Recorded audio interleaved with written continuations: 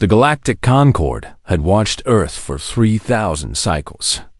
And in all that time, they had never stopped being afraid of what lived there. Ambassador Vathis of the Alluran sovereignty stood before the massive observation screen in her private chambers, her silver crest flattening against her skull as she reviewed the latest data from the quarantine drones. The images showed a world that should have been impossible, a planet where death lurked in every shadow and survival was never guaranteed.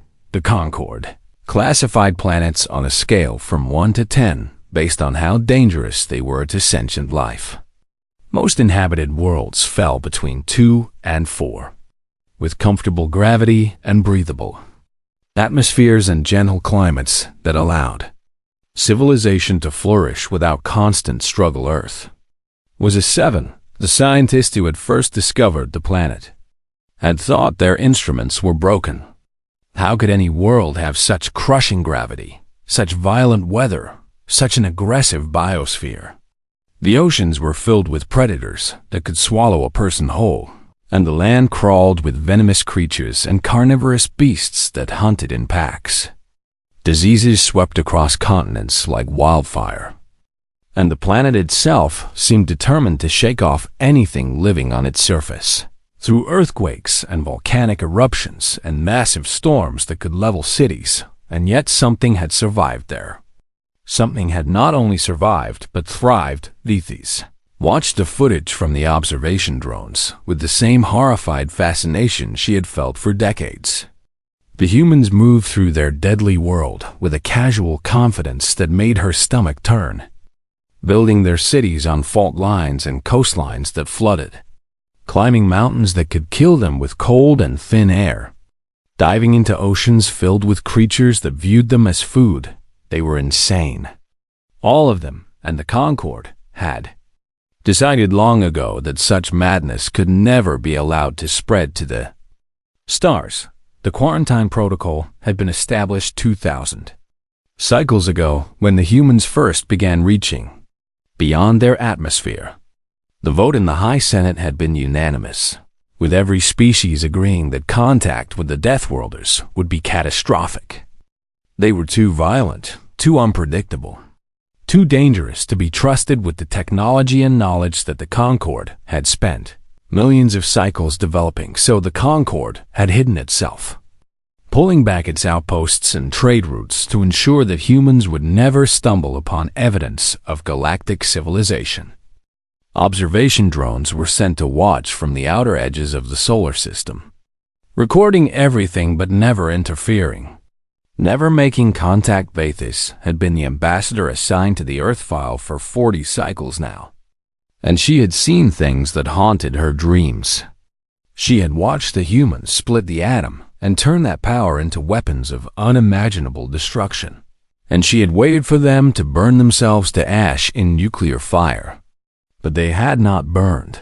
They had somehow pulled back from the edge of annihilation and continued forward. She had watched them wage wars over resources and ideology and simple hatred, killing each other by the millions, and she had assumed they would eventually destroy themselves. But they had not destroyed themselves. They had grown stronger and more numerous with each passing generation. She had watched them venture into space despite the dangers, strapping themselves to controlled explosions and hurling their fragile bodies into the void. And she had marveled at their absolute refusal to accept their limitations. They had walked on their moon and sent machines to explore their solar system and built stations that orbited their deadly world. And now, according to the latest reports, they had detected the observation drones. Vathis felt her crest flatten even further as she read the analysis. The humans had somehow spotted the tiny surveillance devices that the Concorde had positioned beyond their outer planets. And rather than panicking or launching weapons or doing any of the things that the xenopsychologists had predicted, they had simply pointed communication dishes at the drones and transmitted a message. The message was a simple greeting in dozens of human languages, followed by mathematical sequences that proved they understood what they were looking at. They knew they were being watched. and they wanted whoever was watching to know that they knew. But the most disturbing part was what came at the end of the transmission. They had waved Vethis and watched the footage 100 times, trying to understand what it meant.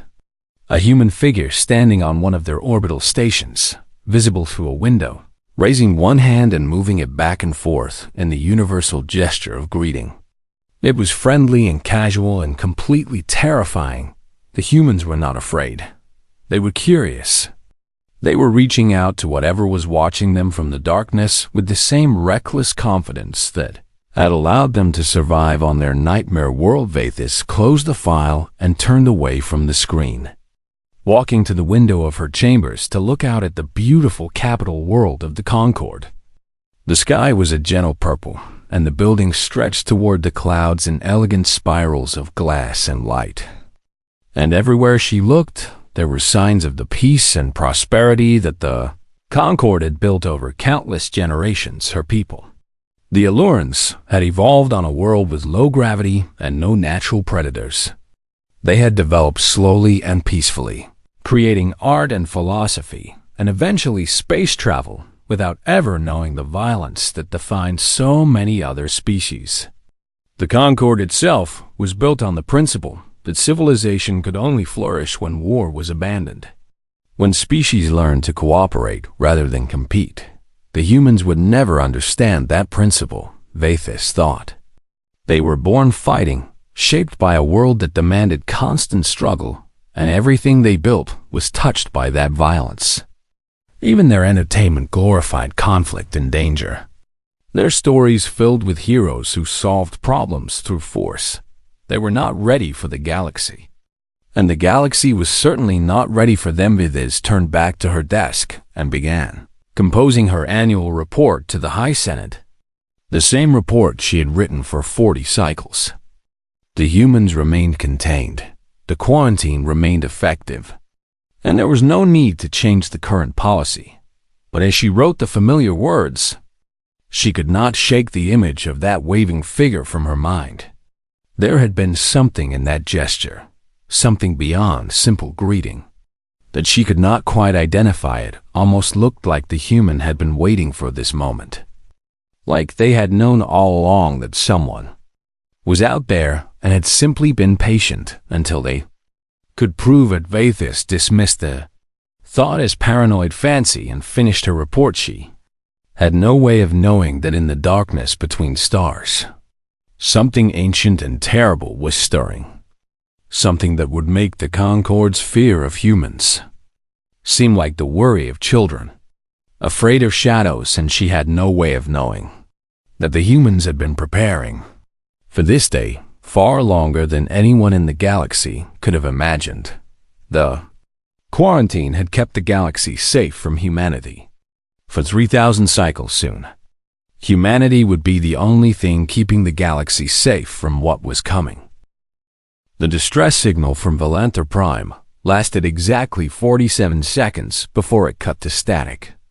And in those 47 seconds, the Galactic Concord learned that everything they believed about the universe was wrong. Ambassador Vethis was in the High Senate chamber when the emergency transmission arrived. The massive hall fell silent as the recording played, filling the air with screams and warnings and the terrible sound of something that no one could identify. A low humming that seemed to vibrate in the bones of every species present. Then, there was nothing but silence. Valanther Prime was one of the jewel worlds of the Concord, a paradise planet home to 12 billion souls. And the Senate immediately dispatched a rescue fleet to investigate. Vethis watched the live feed as the ships emerged from hyperspace above the planet, and she felt her heart stop beating at what the cameras revealed. The cities were gone. Where gleaming towers had once reached toward the sky, there was now only glass. Vast plains of fused and melted material that stretched from horizon to horizon. The oceans had boiled away, leaving behind salt flats that sparkled in the light of the dying sun.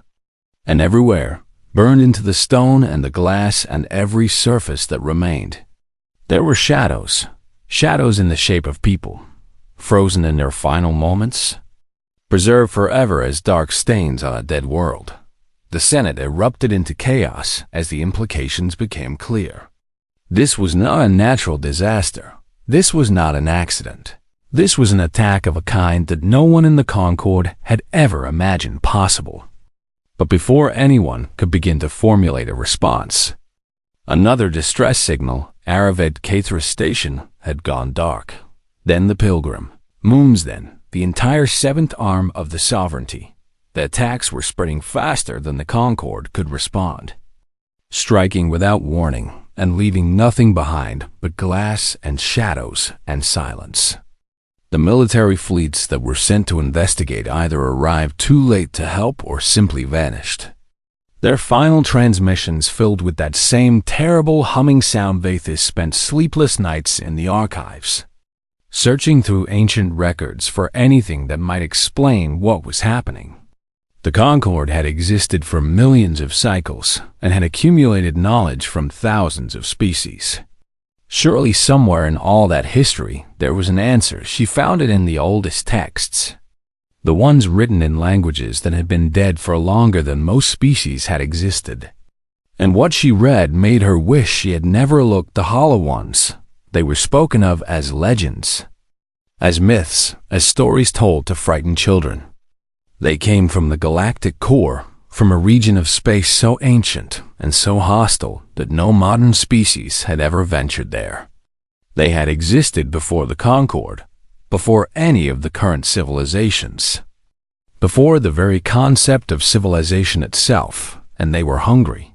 The ancient texts described them as harvesters, as collectors, as beings that swept through the galaxy in cycles so long that entire species could rise and fall between their visits. They did not conquer or negotiate or make demands. They simply consumed, stripping worlds of all life and resources before moving on to the next. The Concord had believed them to be nothing more than folklore, a primitive explanation for natural disasters and extinction events that had simpler scientific causes. But the descriptions in the ancient texts matched perfectly with what was happening now. The glass planes and the shadow burns and the terrible humming that proceeded. Each Attic Vathis brought her findings to the emergency session of the High Senate, her voice shaking as she explained what the Concord was facing. The reactions ranged from disbelief to terror to paralyzed denial. But no one could argue with the evidence that was mounting with each passing day. The hollow ones were real, and they had returned to harvest. The Concord's military was designed for peacekeeping and border disputes, not for war against an enemy that had been destroying civilizations since before written history. The elegant ships with their precise weapons and their efficient crews lasted minutes against the Hollow One vessels, great dark shapes that moved through space like living shadows, absorbing energy weapons and shrugging off physical impacts. Species that had never known true predation discovered what it meant to be prey. The death toll rose from billions to tens of billions to hundreds of billions. And still the attacks continued. The Hollow Ones moved through Concord space with methodical patience, harvesting one system at a time, never slowing, never stopping, never showing any sign that they even recognized the Concord's attempts at resistance. And then the High Senate received a transmission that changed everything. It came from the Hollow Ones themselves, the first communication they had ever sent to any species.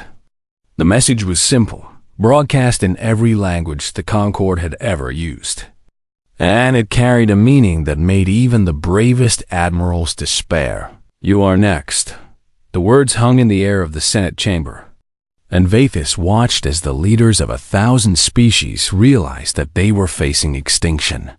The Concord had no weapons that could hurt the Hollow Ones, no ships that could stand against them, no strategy that could slow their advance. They were going to die. All of them, every species in every world, and every memory of what they had built unless they did. The one thing that the Concord had sworn never to do, Vathis stood before the Senate and spoke the words that she had never imagined she would say. Her voice was steady, even though her hearts were pounding with fear. and she watched the faces of the assembled leaders as they realized what she was proposing. "We must contact the humans." The chamber exploded into argument, with voices raised in protest and denial and outright refusal. The humans were dangerous. The humans were unpredictable. The humans were everything the Concorde had spent 3,000 cycles protecting itself from, but Vathis stood firm. "We have no other option," she said, her voice cutting through the noise. "Our fleets are broken, our worlds are burning, and the Hollow Ones will not stop until they have consumed everything we have ever built. The humans are the only species we know of that might be able to fight back. They are Deathworlders." One senator protested, his voice filled with disgust. "They are violent primitives who have never known peace." "Yes," Vathis agreed, "and that is exactly why we need them. We evolved on paradise worlds. We have never faced true predators. We do not know how to fight for survival. But the humans do. It is all they have ever known." The vote was not unanimous, but it did not need to be. The emergency protocols allowed for action when the survival of the Concorde was at stake. And survival had never been more uncertain. The most powerful transmitter in Concorde space was aimed at the quarantined solar system, and a message was sent in every frequency the humans had ever used. It contained everything the Concorde knew about the Hollow Ones, everything they had learned about their weaknesses, and a simple plea that swallowed the pride of 1,000 species. To the inhabitants of Earth: "We require assistance. We are dying. Please help us." The transmission was sent, and the Concorde waited. One cycle passed with no response, then two. Then three. Vathis began to wonder if the humans had even received the message, or if they had received it and chosen to ignore the species that had abandoned them to quarantine for 3,000 cycles. Then, every screen in the Concorde flickered, and a human voice filled the air, calm and confident and carrying just a hint of amusement. "We have been waiting for you to ask." Admiral Yuki Tanaka stood on the bridge of Dion's Defiance and watched the stars slide past as her fleet prepared to do what humanity had been planning for over a century. Ship was massive, a dreadnought built for war in ways that no Concorde vessel had ever been designed. Its hull was thick and heavy, covered in ablative armor that could absorb tremendous punishment. Its weapons were brutal and direct, kinetic cannons and nuclear missiles and plasma projectors that could tear through anything in their path. And its crew was human, which meant they had been training for this moment since the day they were born. "Admiral," her second-in-command said, "the fleet is in position. All 17 dreadnoughts report ready. All 200 cruisers are at battle stations, and the fighter wings are standing by for launch." Tanaka nodded slowly, her dark eyes fixed on the display that showed the edge of Concorde space. Somewhere beyond that boundary, the Hollow Ones were harvesting worlds and killing billions, and the so-called civilized species of the galaxy were helpless to stop them. But humanity was not helpless. The Concorde had thought they were so clever with their quarantine, watching Earth from a distance and congratulating themselves on containing the dangerous Deathworlders. They had never suspected that the observation drones they placed in the solar system had been detected and analyzed within years of their deployment. Human scientists had studied those drones carefully, taking them apart piece by piece and learning everything they could about the technology that powered them. They had figured out hyperspace travel and faster than light, communication and energy manipulation techniques that had taken Concorde species millions of cycles to develop, and they had kept it secret. The decision had been made at the highest levels of human government, a decision that would shape the future of the entire species. They could have revealed themselves to the galaxy, demanded contact and trade and a place among the stars. But they had chosen a different path. They had watched, and they had waited, and they had prepared. The asteroid belts between Mars and Jupiter became the largest shipyard in human history. hidden from Concorde observation by a combination of stealth technology and misdirection. For 100 years, the resources of the solar system had been quietly funneled into building a fleet that could stand against any threat the galaxy might produce. The Concorde feared humanity because they were violent and dangerous. And the humans had decided to prove them right. "Open a channel to the Concorde flagship," Tanaka ordered. And a moment later, the holographic display showed the face of Ambassador Vathis, looking tired and frightened and desperate. "Admiral Tanaka," Vathis said, "I must admit that we did not expect your response to be so quick. We only sent the distress signal 3 cycles ago." Tanaka allowed herself a small smile. "We have been monitoring your communications for quite some time, Ambassador. We knew about the Hollow Ones before you sent your message, and we were already mobilizing when your transmission arrived." The expression on Vathis' face shifted from relief to something more complicated, a mixture of gratitude and alarm that Tanaka found quietly satisfying. "You knew about them?" Vathis asked. "How long have you known about the Concorde?" "Since approximately 50 years after you established the quarantine," Tanaka replied. "Your observation drones were not as subtle as you believed. We have been watching you watch us for 3,000 cycles, Ambassador. And we have been preparing for the day when the galaxy would need what only we could provide." Vathis was silent for a long moment, processing this information. "Why did you not reveal yourselves? Why did you not demand contact?" "Because we understood something that your Concorde never did," Tanaka said. "The galaxy is not a safe place. It may seem peaceful now, but peace never lasts forever. We knew that sooner or later something would come along that your elegant civilization could not handle. And we wanted to be ready when that day arrived." The human fleet emerged from hyperspace at the edge of Concorde territory, and Tanaka watched the sensor displays as the ships of a dozen different species turned to face them. The Concorde vessels were beautiful things, all graceful curves and gleaming surfaces. Designed by beings who had never known the brutal necessity of war, the human ships looked like weapons. They were angular and heavy and covered in armor plating, with weapons bristling from every surface.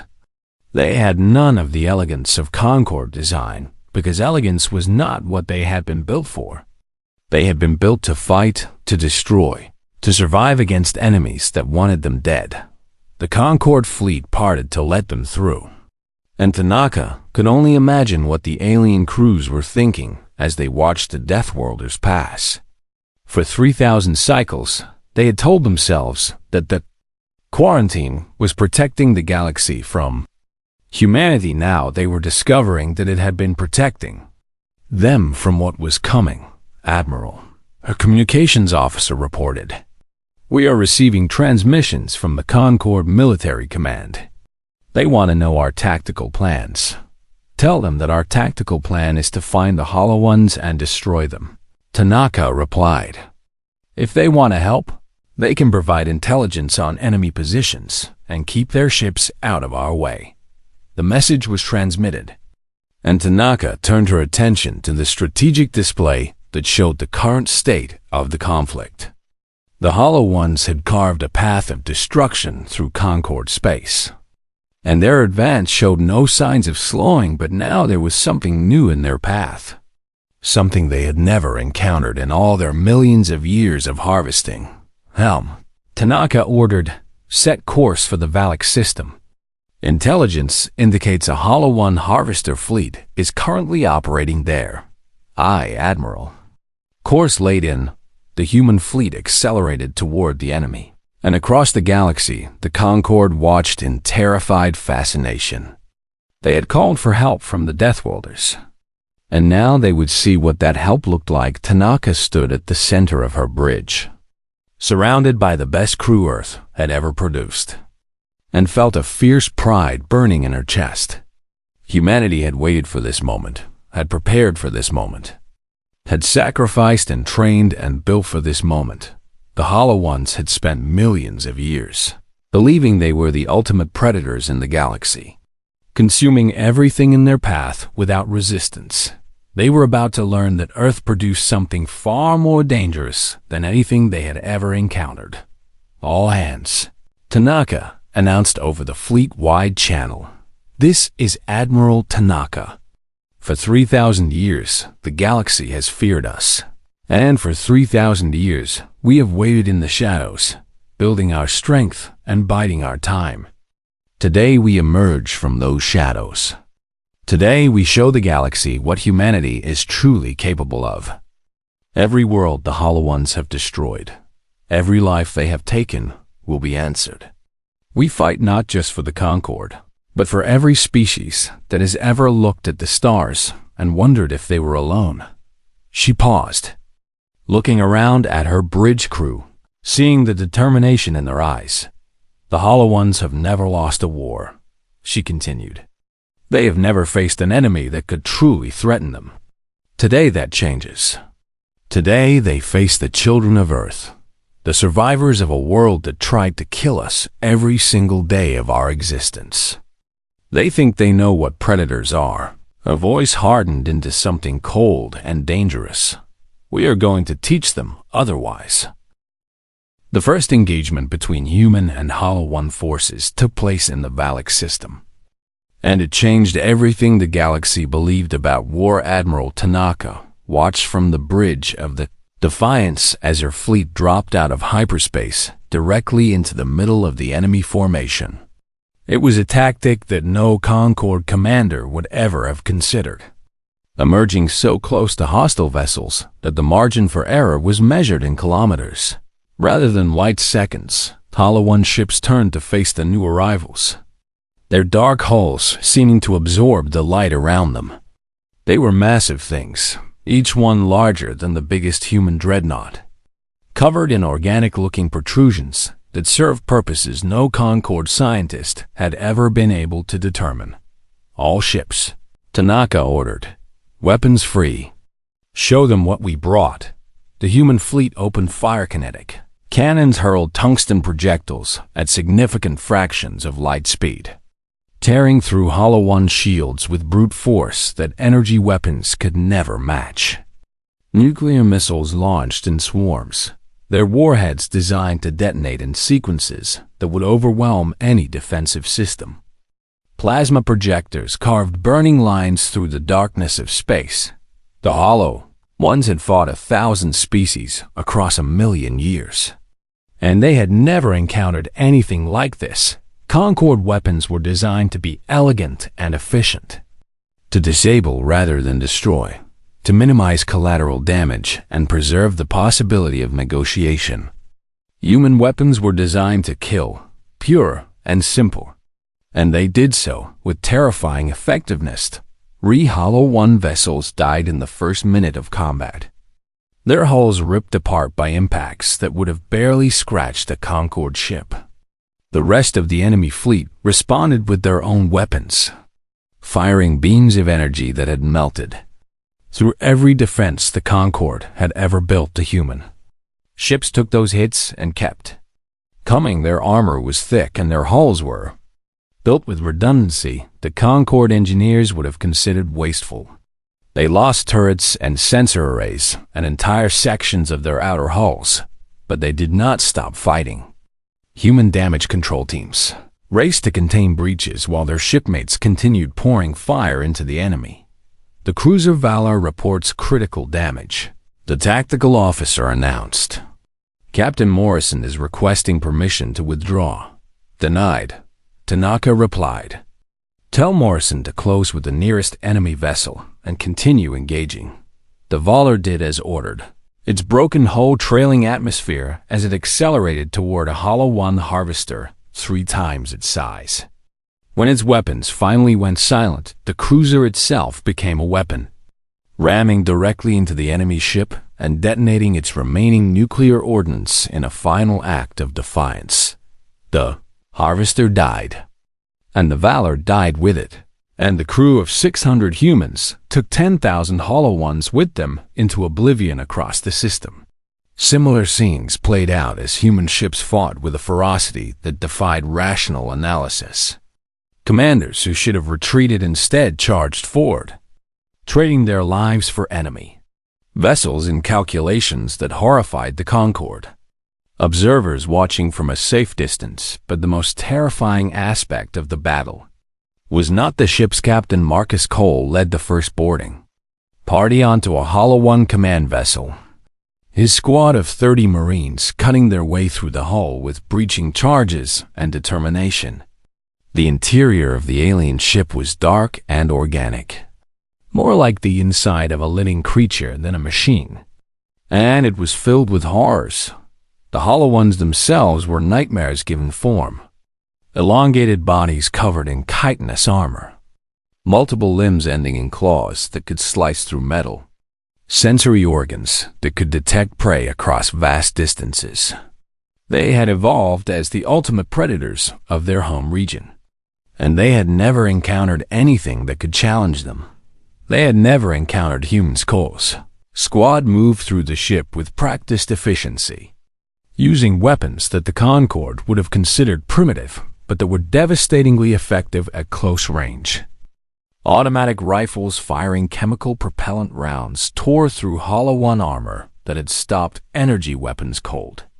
Grenades and explosives collapsed corridors and destroyed vital systems.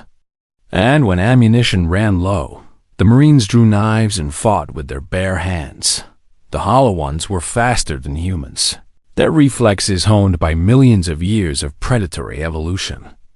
They were stronger than humans, their muscles capable of exerting forces that would tear human bodies apart. They could survive in vacuum and extreme temperatures and environments that would kill any Concorde species in seconds. None of it mattered. Humans had evolved on a world where everything was faster and stronger than they were, where survival meant outsmarting predators rather than outrunning them. They had learned to use tools and tactics and teamwork to overcome enemies that should have been unbeatable. And they applied those lessons now with brutal precision. Cole found himself facing a Hollow One commander, a creature twice his height with claws that dripped with the blood of his fallen squadmates. The alien moved with terrifying speed, slashing at him with blows that should have cut him in half, but Cole had been fighting for his life since the day he was born. In ways that the Hollow One could never understand, he ducked under the first strike and drove his combat knife into the joint between the creature's armor plates. He rolled away from the counterattack and came up firing, emptying his sidearm into the Hollow One's sensory cluster. When the creature finally fell, he did not stop to celebrate. He simply moved on to the next enemy, because that was what humans did. They survived across the boarding action. The story was the same. Humans died, sometimes in terrible numbers, but they took far more Hollow Ones with them. And when the command vessel finally fell silent, its crew eliminated and its systems destroyed, Cole stood in the wreckage and allowed himself a moment of grim satisfaction.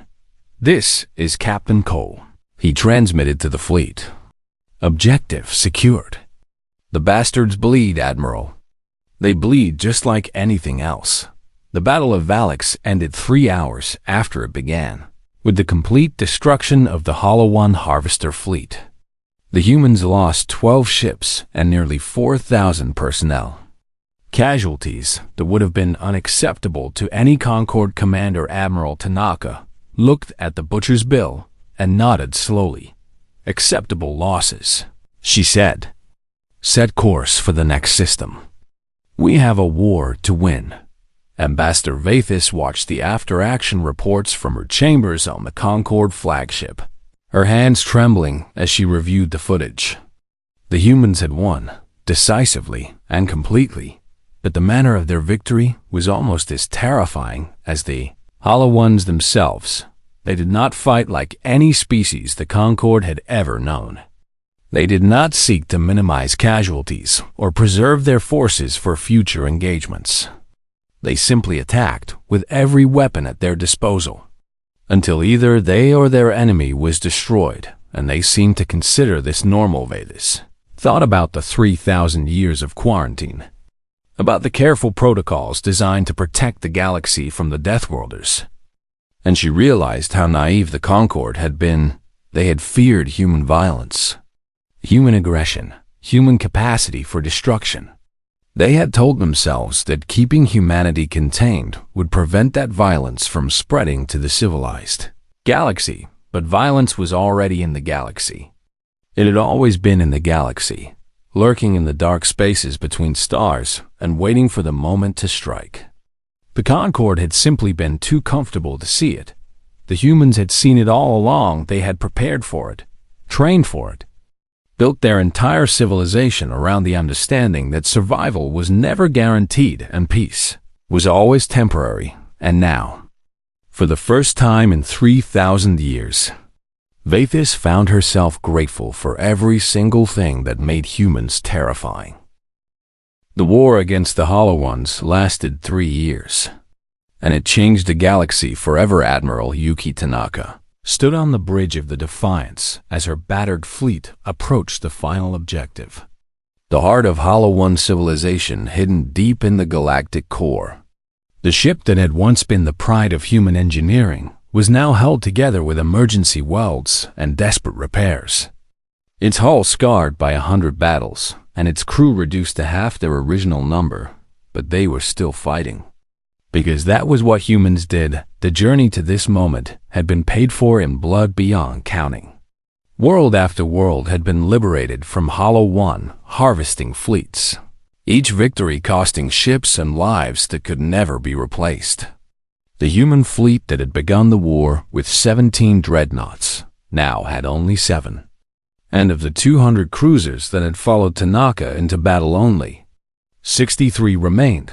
But the Hollow Ones had paid a far higher price. Their harvester fleets had been hunted down and destroyed across Concord space. Their forward bases had been annihilated by nuclear fire. Their seemingly endless numbers had finally begun to dwindle as humans proved that even ancient predators could bleed and die, and now humanity had come for their home. The Hollow One core world was not really a world at all. It was a structure built around a dying star, a megastructure that dwarfed anything the Concord had ever constructed. Here, the Hollow Ones had gathered their remaining forces for a final stand. Millions of ships and billions of soldiers, ready to defend the heart of their civilization. Admiral, the sensor officer reported, enemy fleet is moving to intercept.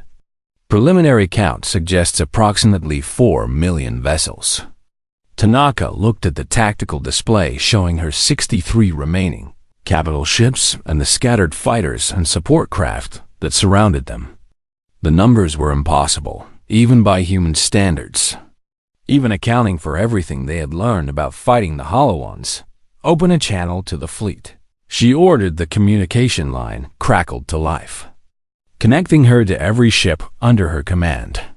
To the tens of thousands of humans who had survived 3 years of war and still stood ready to fight. This is Admiral Tanaka, she said, her voice steady despite the exhaustion that weighed on every word. 3 years ago, we received a call for help from a galaxy that had spent 3,000 years trying to forget we existed. They were facing extinction at the hands of an enemy they could not fight. And they turned to us because they had no other choice. She paused, looking at the faces of her bridge crew. Seeing the same determination she felt reflected in their eyes. We could have refused. We could have let the Concord burn and protected ourselves behind the quarantine they had established. Some argued that we should, that the galaxy had made its bed and should lie in it. But that is not who we are.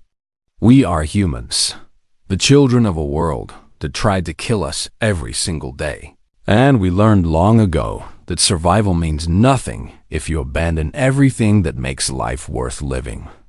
We fight for each other. We fight for those who cannot fight for themselves. And we fight because giving up is not in our nature. She turned to face the view screen, where the massive Hollow One fleet was beginning its approach. Today, we end this. Today, we show the galaxy and the hollow ones and every species that will ever exist what humanity is truly made of. Some of us will die. Perhaps all of us will die. But we will not go quietly.